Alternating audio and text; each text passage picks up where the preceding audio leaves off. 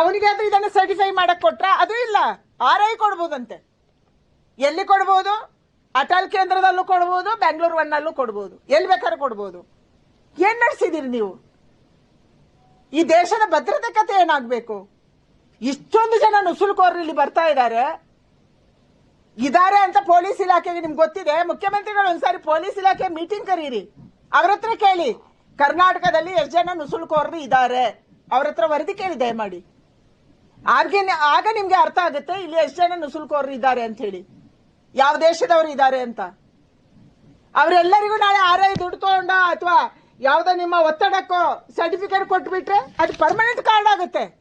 ಶಿಕ್ಷಣ ಪಡೆಯೋದಕ್ಕೆ, ಉದ್ಯೋಗ ಪಡೆಯೋದಕ್ಕೆ, ಬೆನಿಫಿಟ್ ಪಡೆಯೋದಕ್ಕೆ ಪರ್ಮನೆಂಟ್ ಕಾರ್ಡ್ ಆಗುತ್ತೆ. ಕೇಂದ್ರ ಚುನಾವಣಾ ಆಯೋಗ FIR ಮಾಡೋದಕ್ಕೆ 11-12 ಡಾಕ್ಯುಮೆಂಟ್ಸ್ ಏನು ಕೇಳಿದೆ, ಅದರೊಳಗಡೆ PRC ಒಂದು. ಹಾಗಾಗಿ ಇದು PRC ಅನ್ನೋದು ಇಲ್ಲಿಗಲ್ಲ ಅಂತ ಹೇಳಕ್ಕಾಗಲ್ಲ. ಇಲ್ಲಿಂದ ಅಸ್ಸಾಮು ಮತ್ತೆ ಜಾರ್ಖಂಡ್ ಸೇರಿ ಅನೇಕ ರಾಜ್ಯಗಳು ಆಲ್ರೆಡಿ PRC ಕೊಟ್ಟಿವೆ.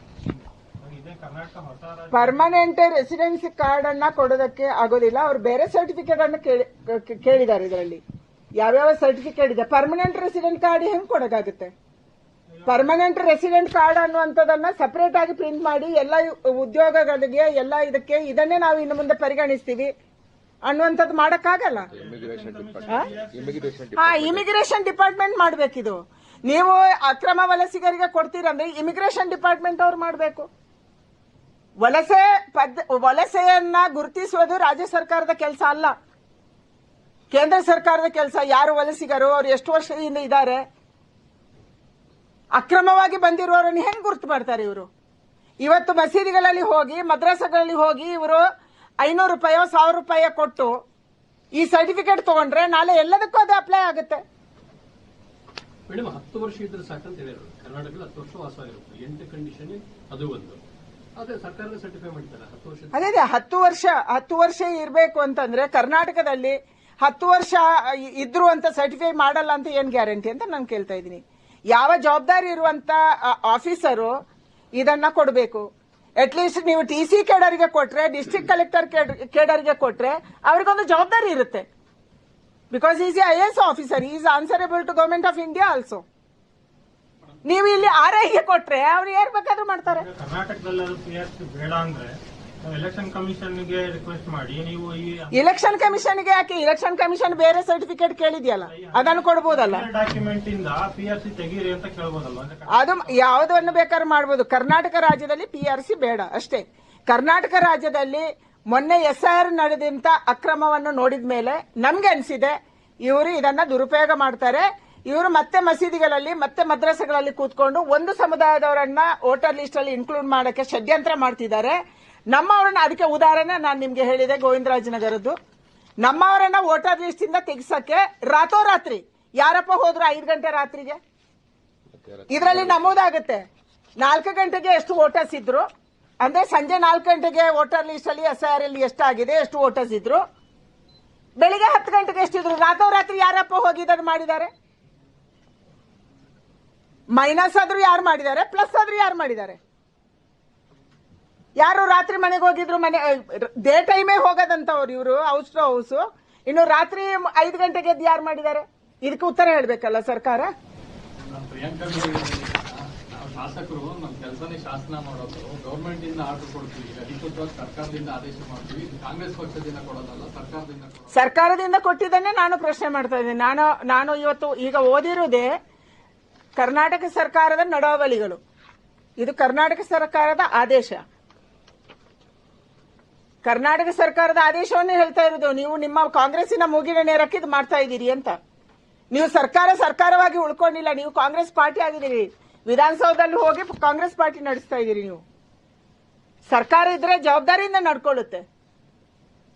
ಕಾಂಗ್ರೆಸ್ ಬೇಜವಾಬ್ದಾರಿ ಇದೆ.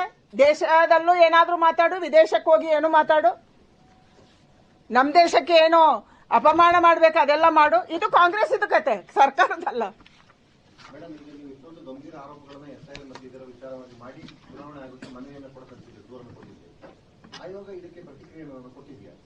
ಅದಕ್ಕೂ ಗೈಡ್ಲೈನ್ಸ್ ಮಾಡ್ತಾರೆ. ಅವ್ರು ಹೇಳ್ತಾ ಇದ್ದಾರೆ ಎನ್ಯುಮರೇಷನ್ ಫಾರ್ಮ್ ತುಂಬಲಿ, ಆವಾಗ ನಮಗೆ ಗೊತ್ತಾಗುತ್ತೆ ನಿಜವಾದ ವೋಟರ್ಸ್ ಕರ್ನಾಟಕದಲ್ಲಿ ಎಷ್ಟಿದ್ದಾರೆ ಅನ್ನುವಂಥದ್ದನ್ನು ಅವರವರ ಗೈಡ್ಲೈನ್ಸ್ ಅನ್ನು ಫಾಲೋ ಮಾಡೇ ಮಾಡ್ತಾರೆ. ನಾವು ಅವರ ಗಮನಕ್ಕೆ ತಂದಿದ್ದೀವಿ.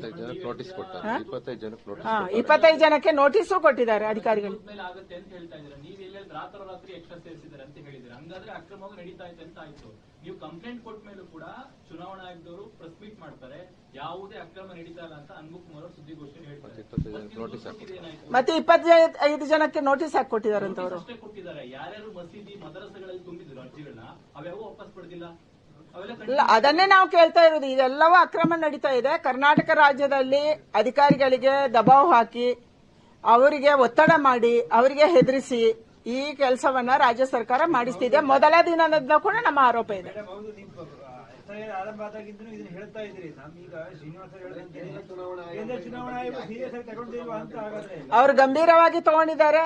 ಅವರು ನೋಟಿಫಿಕೇಶನ್ ಅನ್ನ ಹೊರಡಿಸುತ್ತಿದ್ದಾರೆ. ಬಹಳ ಸ್ಪಷ್ಟವಾಗಿ ಇಲ್ಲಿ ಅಧಿಕಾರಿಗಳನ್ನು ಕಳಿಸಿದ್ದಾರೆ, ಟೀಮ್ ಕಳಿಸಿದ್ದಾರೆ, ಒಬ್ಸರ್ವ್ ಮಾಡಕ್ ಹೇಳಿದ್ದಾರೆ. ಇದೆಲ್ಲವೂ ನಡೆಯುತ್ತೆ. ಮಸೀದಿ ಮದ್ರಸದಲ್ಲಿ ಒಟ್ಟೊಟ್ಟು ಮಾಡಿದವರು ಕ್ಯಾನ್ಸಲ್ ಆಗ್ಬೇಕಲ್ವಾ ಇವಾಗ? ಅದು ನಾವು ಮಾಡಲ್ಲ ಅಂತ ಆಗತ್ತೆ ಮಾಡಲ್ಲ ಅಂತ ಚುನಾವಣಾ ಆಯೋಗ ಹೇಳಿದ್ದಾರೆ. ಮತ್ತೆ ನೀವು ಕೊಟ್ಟಿದ್ದು ವೇಸ್ಟ್ ಆಯ್ತು. ವೇಸ್ಟ್ ಆಗಲ್ಲ, ಅದಕ್ಕೆ ಅರ್ಥ ಬಂದೇ ಬರುತ್ತೆ. ವೇಸ್ಟ್ ಯಾಕಾಗುತ್ತೆ? ನೀವು ಹೇಳಿದ್ರಿ, ನೀವು ಜನರಿಗೆ ಮಾಹಿತಿಯನ್ನ ಕೊಟ್ರಿ.